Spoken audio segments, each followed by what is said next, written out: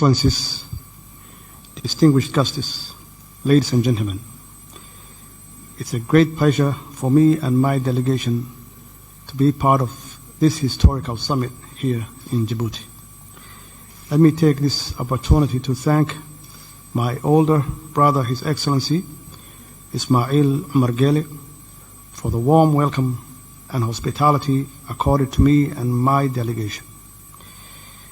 It's an extraordinary honor for me and surely for all Somalis that we are here today to convene our historic talks on Somali's future here in Djibouti, following our last meeting in Addis Ababa with my brother Musa Bihi.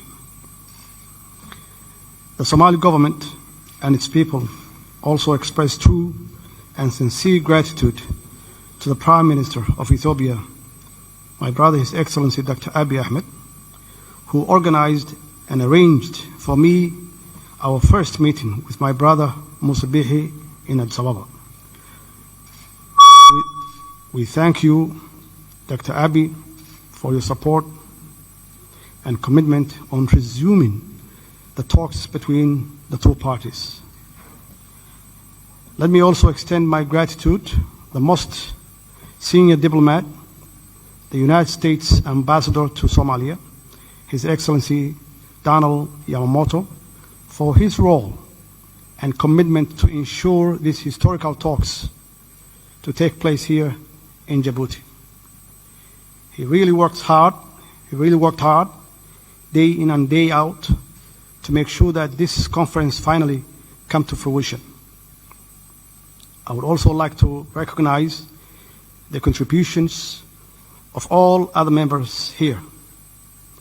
Indeed, we are here today to open a long-awaited historical talk between federal government of Somalia and Somaliland government to renew our commitment for open and honest dialogue on future relations to achieve long-lasting peace and prosperity for our society.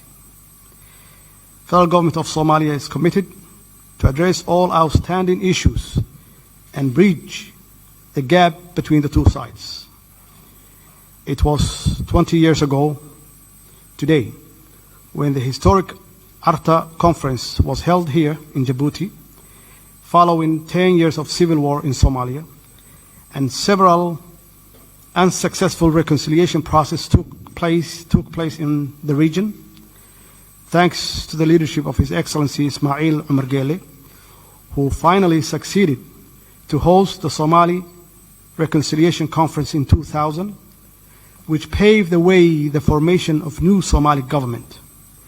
Now, again, we are here, and we thank you, my brother Gele, for hosting similar dialogue after 20 years, which we are all grateful for, and it is indeed another historic epic in the making, which require us to have the necessary courage and determination to take advantage of your tireless effort to help us.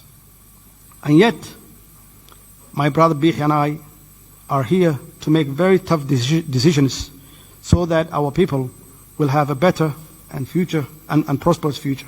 I thank you.